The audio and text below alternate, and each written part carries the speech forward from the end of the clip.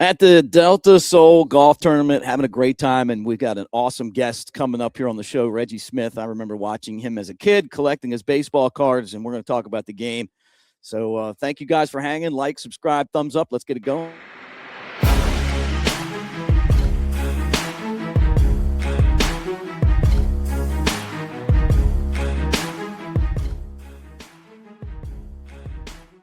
All right, what do you say? Jake I'm excited to have a baseball guy on. Yeah. I'm baseball is my first love, man, Reggie. So I'm excited about this one. How you been? Hanging in there for an old man. Yeah. Well, you played baseball back when baseball was tough. I'm not saying it's not now, but you talk to some old school guys, man. Baseball was a gritty sport back in the day. Well, the things that they could do then that they can't now, like a pitcher coming underneath your chin, throwing that bow tie pitch that they used to call it, little things like that. So, yeah, I think baseball was a little tougher back then. But again, that's when I played, and it seems a little softer right now. Yeah, it's a different game. And let me say this too. Reggie played for the Red Sox, for the Cardinals, the Dodgers, the Giants from 67 to 82, 7-time All-Star. You went to Japan and played. So you had an illustrious career. And then what I loved about you is that I grew up a huge fan of Eddie Murray, switch hitting. And then so, like Pete Rose, switch hitting. Like I tried to do it in the backyard, tried to do it in games. You did that, which is crazy. Well, it all came about because I was always curious as a kid. Whatever I did on one side, I tried to do on the other. And throwing right-handed, I could throw left-handed. And trying to emulate a player that you had seen play, and I'd go out in the alley and hit rocks, and with a broomstick, and you had to do it from both sides with that player, and that's how I entertained myself. And at the time, not knowing that I actually was developing skills that I was able to use later on as a professional. Yeah. What was your favorite? What team? What was your favorite place to play? Yeah, good. With the Red Sox, with the Dodgers, Cardinals. I enjoyed all of the places because each one of them had a significant impact on me as I got older and playing with different teams. I like to look at my Red Sox years because of the players that I was exposed to. The great Ted Williams. I had a major league contract at 18 years old, and being in spring training and having him notice me at that time and wanting to spend time with me to help me develop hitting, and had Dick Williams as manager. He was a tough son of a gun, but at the same time, he wanted to make sure that you played the game the right way. The little mistakes that you make as a young player, you make those mistakes and don't make them again. Having that Bobby Doerr, who was a great hitter, the baseball minds that I was exposed to at that time. So I like to say that those Red Sox years were formative years that helped me, that when I accepted the trade to St. Louis, I was a polished player. Right. I had the experience that I needed, and making the transition from the American League to the National League at that time. And then ultimately, the free agency was in 1976. So they gave me a choice of teams to go to, Atlanta or Cincinnati. And then Al Campanis from the Dodgers called, and I said, hey, I'm going home. So I got a chance, and my parents had a chance to see me play when I was at the top of my career in being able to play. But like I said, each one of those stages that I went to, Red Sox, St. Louis, to the Dodgers, I think were good years for me. And what better, to be able to play and be your best at home. Yeah, I got to know Tommy Lasorda. What a great dude. I mean, like, very patriotic, loved the game, passionate about the game. I always thought he was an ambassador for baseball, but he always reminded me that he loved the Dodgers first. Well, What was the 81 season like? Finally winning the World Series at that time, having played in four of my rookie year in 1967 with the Red Sox, and then a 10-year period of not playing in the World Series. In 77, we played the Yankees. 78, we played the Yankees again, and had not won in 7 games against St. Louis in 67. We lost in 6 games to the Yankees in 77, lost to them 6 games in 78, and finally we're being able to wear the ring in 81 was a culmination, I think, of a long career. Yeah. Did you we are from South Alabama, and there's a lot of really great players that came from there. Obviously Hank Aaron from down there, Satchel Paige, Willie Mays. Yeah. Willie was from Birmingham, but Willie McCovey was down there stretch. I mean, Billy Williams. Yeah, I love Billy. That's my guy right there. It's kind of crazy. You think about Billy, the talent out of Mobile, especially those, the older players. I mean, legends. Yeah. Come out of Mobile.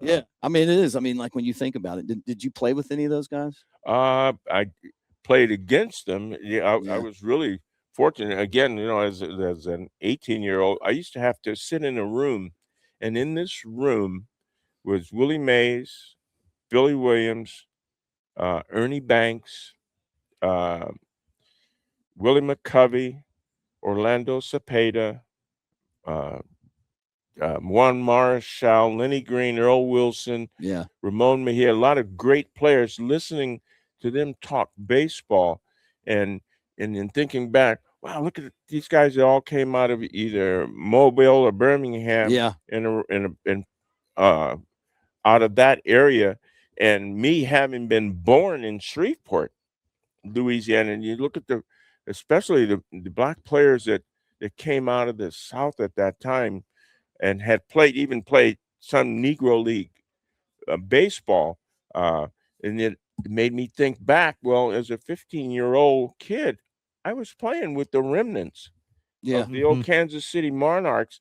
The Negro Leagues had just started to break up, and I think their last in 1961.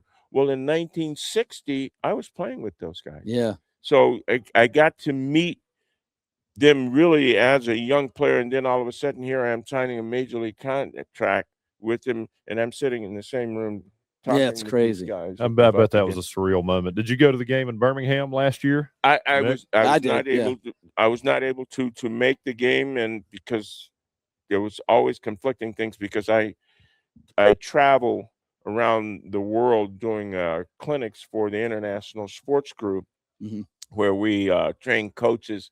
And that's what I do. And I have my own baseball academy. So always a conflict there around that time of the year for the game there in Birmingham. Ozzie Smith, he came from Mobile, but he grew up in California. In LA, he played. Yeah, I haven't met him. I've met a lot of those guys. But he played with my buddy Tom Byers. I don't know if you knew Tom. He went to San Luis Obispo with Tommy. Said that's why he got drafted. Well, I coached with Tommy when he was with the Dodgers. Yeah. And I became the field coordinator, but I roved and became the hitting coordinator, and then they elevated me to kind of front office ability there as their field coordinator, and I became really good friends with Tommy. Yeah, he's such a good dude. Jake, Reggie's career batting average is 287. I mean, think about that. A lot of hits. Nobody in can 22 even. years. Yeah, but look at the batting averages now. Like people can't even bat like 200. I mean, this guy's almost hitting 300 for a career.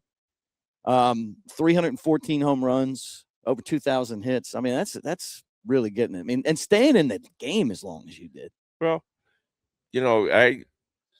I'm proud of what I did. I know what I did, and I'd like to think that every time out there I was able to contribute to the team and that's, I approached it in a way that I wanted to be the best that I could that day. I used to tell people I never competed against someone else. I never wanted to be better than anyone else. I said I wanted to be better than me yesterday. Mhm. So that was my approach, and I was able to gather, amass some numbers that I could be proud of. Yeah. Don Sutton worked with our friend Ben Ingram, whose dad's from here, right? Mhm. Braves broadcaster. You know him well. Very well. Yeah. What a great guy he was, and a big Alabama fan, by the way. Well, there's a unique thing about Don Sutton. We were both born on the same day, same year, 5 minutes apart. Same time zone. So He's funny. from Dothan, Alabama. Yeah. And I grew up. I mean, not grew up, but I was born in Shreveport. Yeah. We shared the same birthday. That's great. So- oh man. That's great. Yeah, he's such a great dude. Miss him, Yeah. Miss hearing him on the radio. Like every time you walk in, he would want to add. But like, I think I remember talking about you before I did the show, because it was Yeah. like around there when I was in the booth and we were rolling. Jake's winning championships, and he's on the radio. Is there anything that you didn't accomplish in the game that you want to, or something that you still have like your sights set on? There's always things that you say I wish I could have, but when I look back at things, I say, well, things are the way they're supposed to be. This is what was the master plan from God gave me the ability to play, and this is what I was left with. But more importantly, the things and the messages that I had received growing up in my family. My mother used to always remind me, she says, the only way to keep the gift is that you have to share it. Right. Well, that gift to me was to be able to play a little boy's game and earn a living at it. So I give back that through, I could say I have my own baseball school, and that's what I do, and sharing the information, sharing the things that I was able to learn through the game of baseball and share with others, including coaches and kids all over the world. No, that's fantastic. Jake, any other questions? I mean, no. It's funny you say that. They play a kid's game. I used to talk about that with my teammates all the time. How crazy is it? You travel around, you play in these huge stadiums. You're hopping on a plane to get there, and it's all because of football. Yeah, right. Or baseball. Yeah. Yeah, well, it's amazing what that. Yeah, well, we were talking to opportunity. Chief last night, and he's talking about stickball that the Native Americans play, and loved it. It's still a thing. That's one of the things I'll have the kids play in camp sometime. Keep on, get back to your roots. Unfortunately, because with so many travel teams and different things where the kids are pretty much playing a sport year round, Yeah. They've gotten away from playing. And if you look at the word play, PLAY, it's an acronym really for physically learn about yourself. So the kids aren't out playing anymore. They're organized. Well, you have this practice or you have this game. So you're to me, it's losing that naturalness because there's so much instruction going on all of the time that the naturalness gets coached out of a lot of kids because you said you have to do it this way. And if you add time on the end of play time, the time is through individual means of expression. Right. So that means you go out and just do it. So like I was explaining, didn't realize at the time when I was throwing the ball against the wall, kicking a football or doing these things and hitting rocks with the stick, entertaining myself at that time and learning these skills, that's lost because kids have to have, coach someone there. I've been saying this for years. Yeah, the video games, the distractions, kids you don't see kids in a neighborhood playing sports anymore. Right. They're just out in the field organizing their own games, figuring it out, the creativity, everything's kind of just set up by parents, and there's there's no real individual, I guess again, creativity to put a game together to get everybody going. Well, that's how we learn. Oh yeah, and that's what's lost. And it was a great Roy Campanella that said, to play at the higher levels, you have to be a man. He said, but you still have to have a lot of little boy in you. Yeah. So I can say that's getting lost. We call it sandlot. Right. Here's balls. Here's bats, and you guys, you have your own. Go out and make up your own games. Mm-hmm. Choose your teams. We'll just sit there. We'll umpire the bases for you. You guys put your lineups together. You do all of that. And the thing that I found when they'll kind of look around for a minute, but they figure it out. Yeah. Mm-hmm. They get it right. Mm-hmm. They change positions. They go in. Well, it's my turn, and you just leave them alone. They have more fun that way. And then the things that you had been working with them on in practice, they start doing it. Yeah. There's no pressure. None. No, that's No right. pressure. Reggie, where can people follow you? Where can they, see your hats and stuff? Because I know everybody's been talking about that optical illusion Lefty, hat. righty. How can people find Reggie Smith? You can find me at reggiesmith.com and at our Reggie Smith baseball centers there in California. And I also have the Reggie Smith Foundation where they're able to locate me. Awesome. there Well, in thank you California. for doing this, and let's get together again next year. Reggie, really Jake, appreciate my your time. pleasure. Yeah, Thank you so guys good. for having me. Show's brought to you by Pearl River Resort. So is this golf tournament. So, Jake, let's break down some game tape. Hold on, fellas. Steve, Hey, Jake, you ready to rock? let's roll, brother.